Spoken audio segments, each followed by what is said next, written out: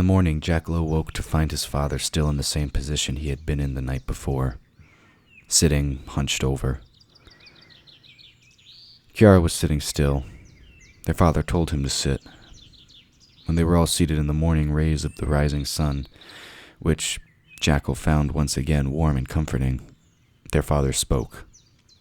I need you both to run some errands in town for me. Do not leave the town if you do.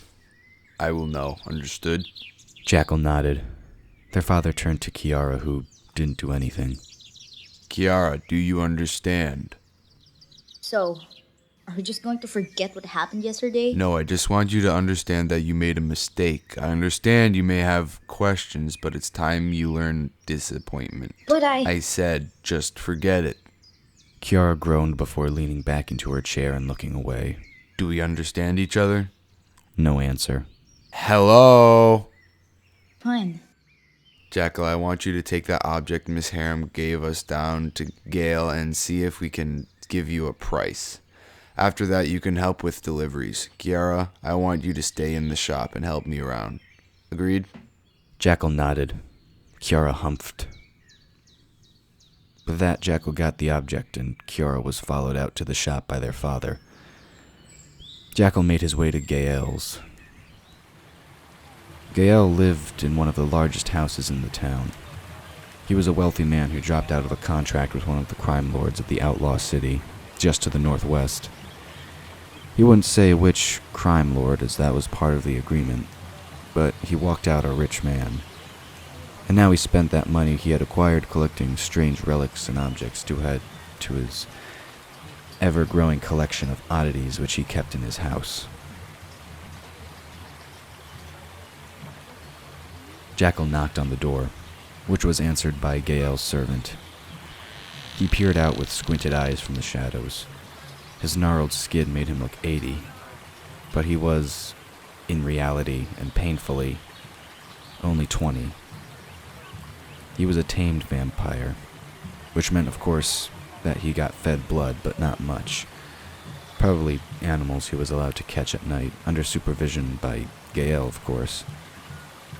If any soldiers came knocking, he could usually bribe them away. This one was lucky to have someone that cared for him.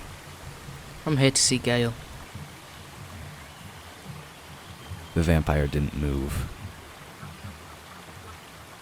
I've got something I think he might be interested in. The vampire moved directly behind the door to protect himself from the sun as he opened it. Jackal entered the foyer as the door was closed behind him, and the vampire slid past noiselessly to fetch his master. Jackal just waited, staring at the intricate carvings on the fireplace. A pair of dragons staring out in constant vigil from the corners of the mantel. Gael came in from a staircase, followed by the servant. Jackal, my boy, He said, coming down a flight of stairs in the same grand tone one would use to greet guests at a party. how are you? He asked, grabbing his arm and pulling him into a friendly embrace. I'm alright. Well, that's better than doing bad. He led him to a leather-covered armchair in front of the fire and sat down across from him in another.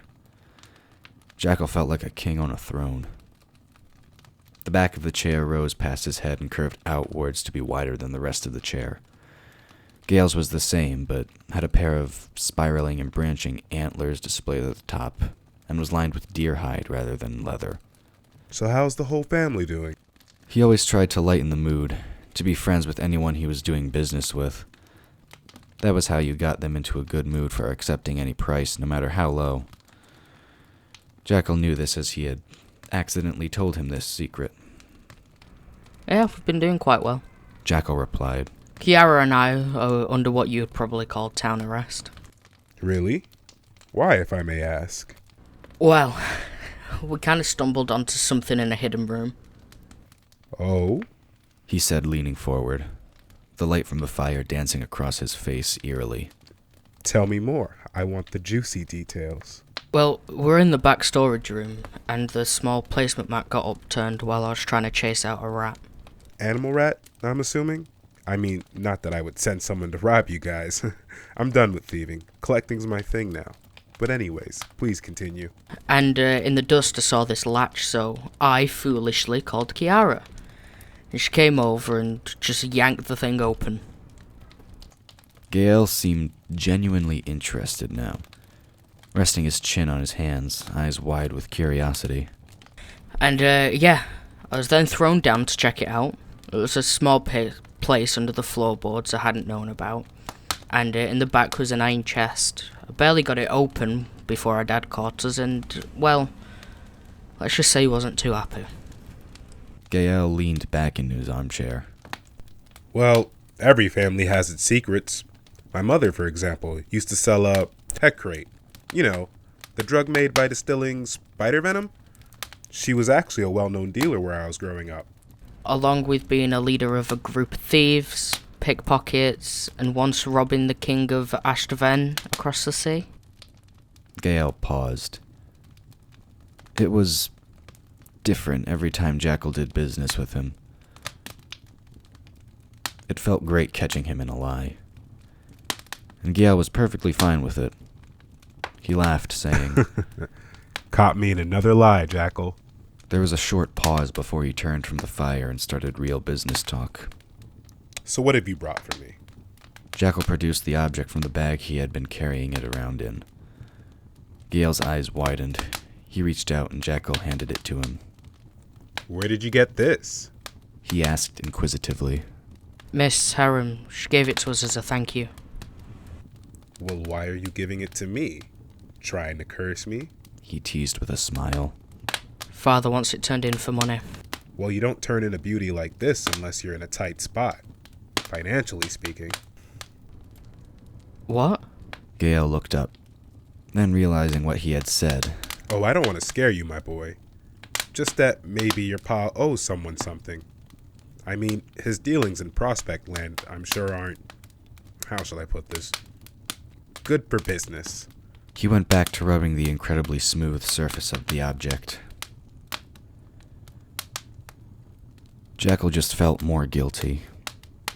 On top of the issue last night, their father also probably had to deal with debt.